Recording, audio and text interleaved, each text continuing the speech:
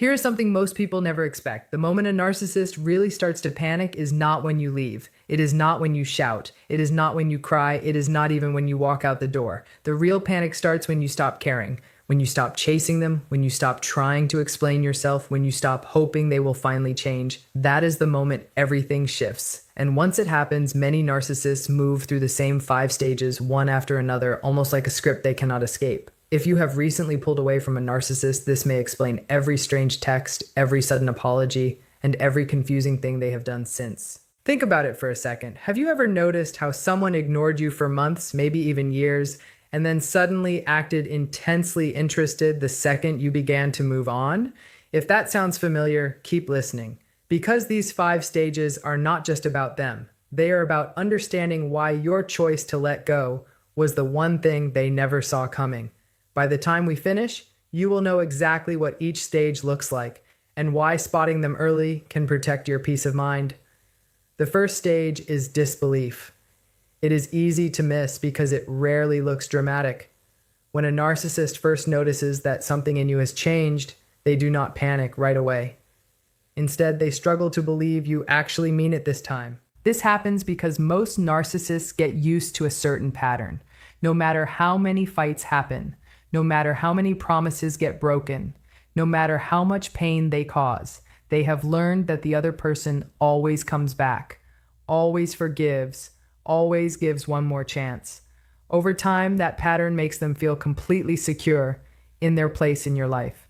So when you start to pull back emotionally, they read it as a mood, a phase, just another attempt to get their attention. They assume you will reach out again soon, the way you always have before. What they fail to understand is that being emotionally exhausted looks nothing like being angry. Anger still means you are engaged. It still carries hope. It still shows investment.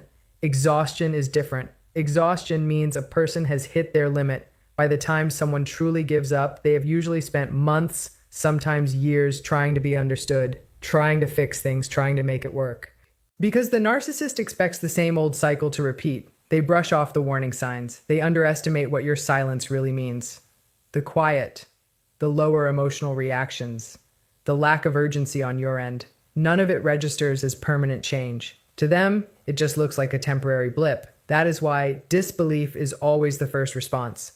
The moment their usual supply of attention and emotional reaction starts to disappear. Once disbelief starts to fade, the narcissist usually shifts into a new phase. This is when they try to pull you back by becoming the exact person you always wish they would be. This part can feel very confusing because the change can seem real, sincere, even life-changing. Suddenly, they seem to care about your feelings. They actually listen. They want to fix the very issues they used to brush off. Complaints they once ignored are now taken seriously. Affection that used to feel conditional suddenly feels steady and warm. They might talk about therapy, personal growth, or starting fresh. And they say it with a passion that feels completely different from anything you have seen from them before.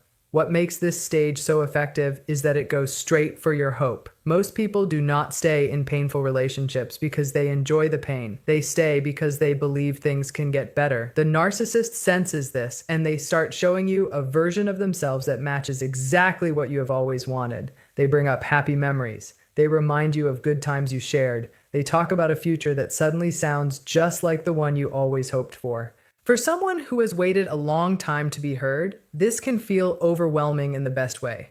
But pay close attention to the timing. This sudden empathy, this sudden accountability, this sudden effort usually only shows up once the narcissist realizes they are actually losing you.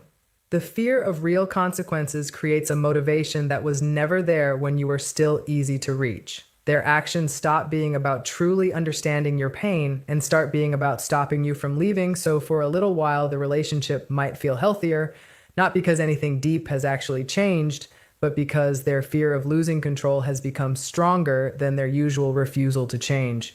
When the charm, the affection, and the promises stop working, the mood often flips fast. The narcissist starts to realize that the hold they once had over you is fading, and that realization can trigger real frustration.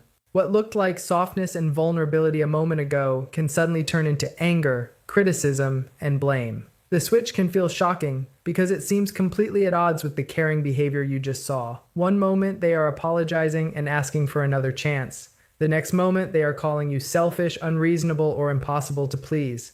This reaction usually comes from a wounded sense of entitlement. Most narcissists expect their effort, even effort that only lasted a few days, to get the result they want. When their apologies and their attention stop working, they take your continued distance as a personal insult. Instead of asking themselves why you left, they focus only on the discomfort of not getting what they expected. Since taking real responsibility would threaten how they see themselves, they push the blame outward. The story starts to shift until somehow they become the victim and you become the problem. During this stage, they may bring up old arguments, twist past events, or exaggerate your flaws just to justify their anger. Some become loud and openly hostile. Others turn to quiet jabs, guilt, and manipulation instead. The goal is usually the same either way, to get a reaction out of you. Any reaction feels like proof that the connection is still alive. Even negative attention can feel better than being ignored, which is why anger often becomes their last tool for trying to regain control once the gentler approach has failed. As it becomes harder to deny that they are really losing you, the narcissist usually moves into a stage of desperation. By now, none of their usual strategies are working. Whatever emotional leverage they had is disappearing fast, and they can no longer assume you will come back just because you always used to. This creates a growing sense of panic that can lead to behavior that feels completely unpredictable. The same person who once seemed cold or indifferent can suddenly become relentless, doing everything they can to get back into your life. What makes this part so confusing is how inconsistent it all feels. The narcissist may swing wildly between different emotional tactics, sometimes within the very same conversation. One minute, they send a heartfelt message full of love and regret. The next minute, if you do not respond the way they want, they switch to guilt trips or outright anger. They might bring up cherished memories, promise a completely different future, or insist they have truly changed. If none of that works, they might suddenly play the victim, acting hurt, abandoned, or misunderstood, hoping it will pull at your sympathy. Some go even further, reaching out to mutual friends, family members, or people in your social circle, trying to gather information, shape opinions, or find another way back to you. Others create situations that seem to require your attention, hoping guilt, worry, or curiosity will pull you back in. The one thing all of these tactics have in common is that none of it comes from real emotional stability. It is a frantic search for anything that might still work. Their behavior reflects how uncomfortable it is for them to lose influence over someone they once assumed would always be within reach. Each new attempt is just another effort to bring back a connection that no longer responds to the tricks that used to keep it going. If any part of this sounds familiar, take a moment and sit with that. Understanding these 5 stages will not undo the pain you went through, but it can help you recognize the pattern the next time it shows up, whether with this person or with someone new. And once you can see the pattern clearly, it loses a lot of its power over you. It also helps to remember why these stages exist in the first place. None of this behavior is random. It follows a logic that has worked for the narcissist before, probably many times, with many different people.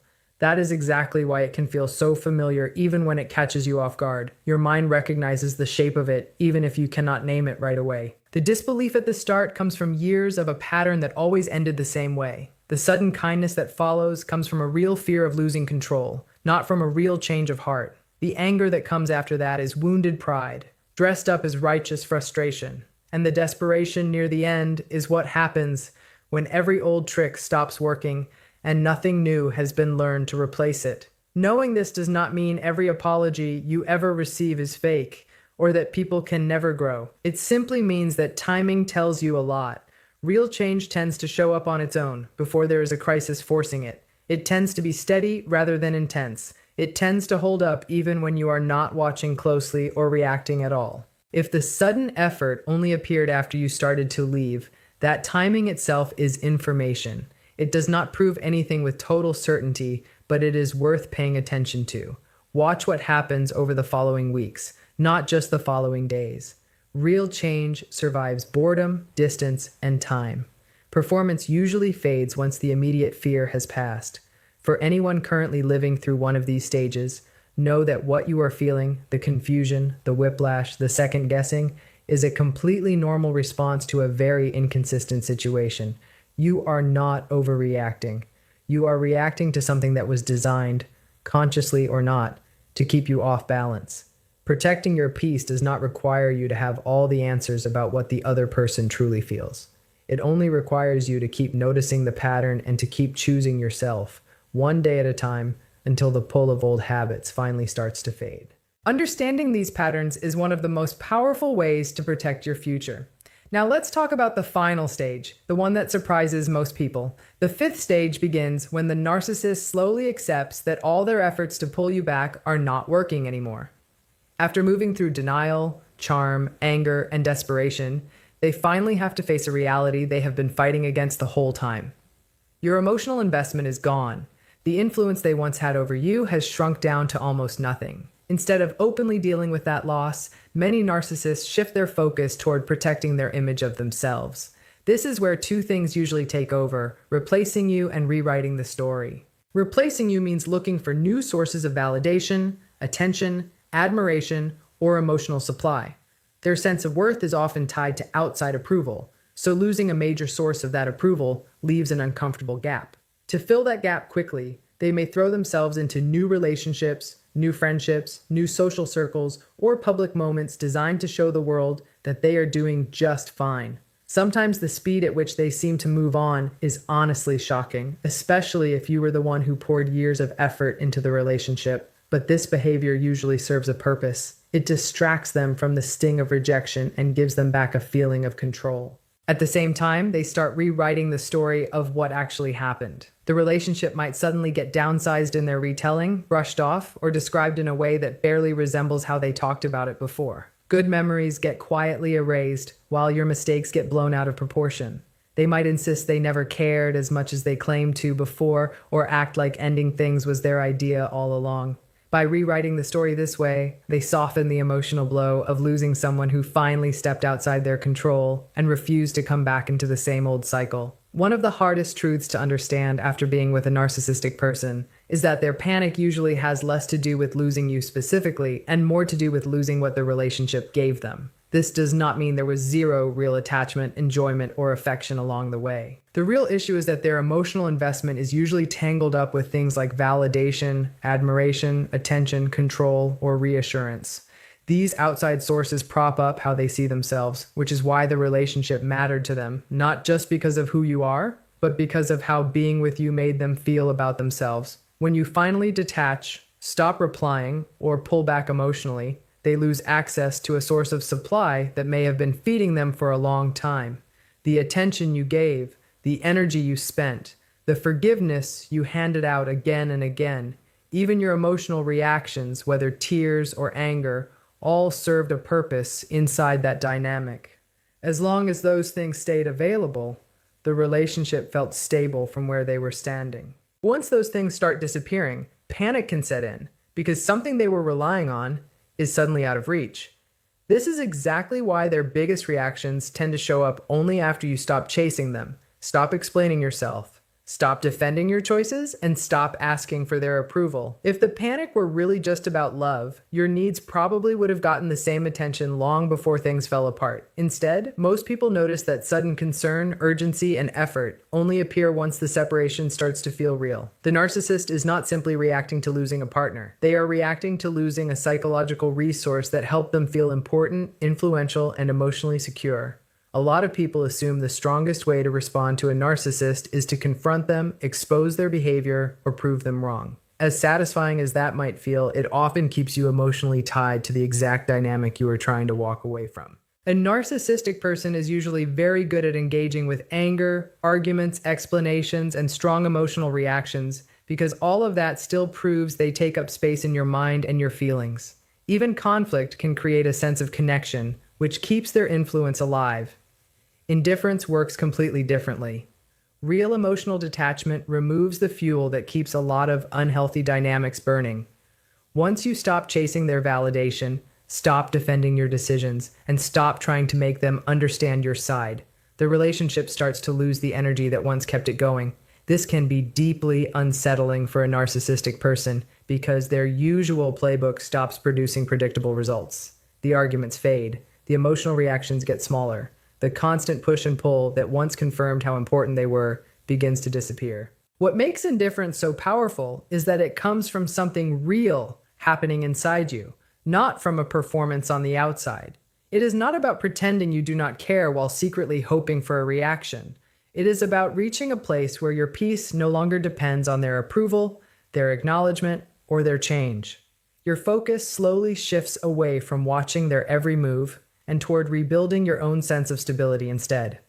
As that shift happens, their ability to affect your emotions fades simply because your attention is no longer wrapped around them. The real power here does not come from punishing the narcissist. It comes from taking back ownership of your emotional life and refusing to let them stay at the center of it. Understanding these stages is not about predicting a narcissist's every move or becoming obsessed with studying their behavior. The real value is in the clarity it gives you during a time that usually feels confusing, emotional, and completely overwhelming. When people start separating from a narcissistic relationship, they often run into behavior that seems to contradict itself. One day there is affection, regret, and promises to change. The next day there is blame, anger, or total coldness. Without some kind of framework to understand these swings, it is easy to start doubting your own judgment, wondering if you made the wrong call. Recognizing these patterns takes away a lot of that uncertainty. Instead of treating every apology as proof of real change, or every angry outburst as proof that everything is your fault, you can start to see the behavior for what it really is, part of a bigger pattern. This kind of perspective lets you respond with a clear head instead of reacting purely on emotion. It becomes much easier to tell the difference between a temporary reaction to losing control and the kind of deep, lasting change that a truly healthy relationship would actually require. Knowledge like this also protects you from being pulled back into the same old cycle. A lot of people go back to unhealthy relationships because a moment of kindness or vulnerability sparks hope that things will finally be different this time. Understanding these stages helps you see that sudden changes in behavior often happen because someone is afraid of losing access to you, not because they have suddenly developed real self-awareness. This kind of awareness strengthens your boundaries and keeps your focus on your own healing. Instead of getting consumed by questions about what the narcissist is thinking or feeling, your attention slowly shifts toward trusting your own experiences, believing your own perceptions, and making choices that actually protect your well-being.